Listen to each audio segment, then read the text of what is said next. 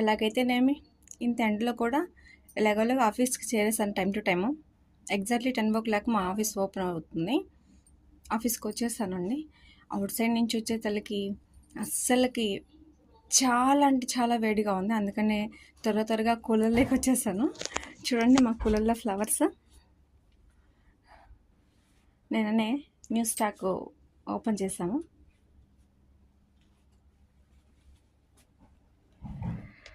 Oh my boss, నిజంగానండి చాలా హాట్గా ఉంది.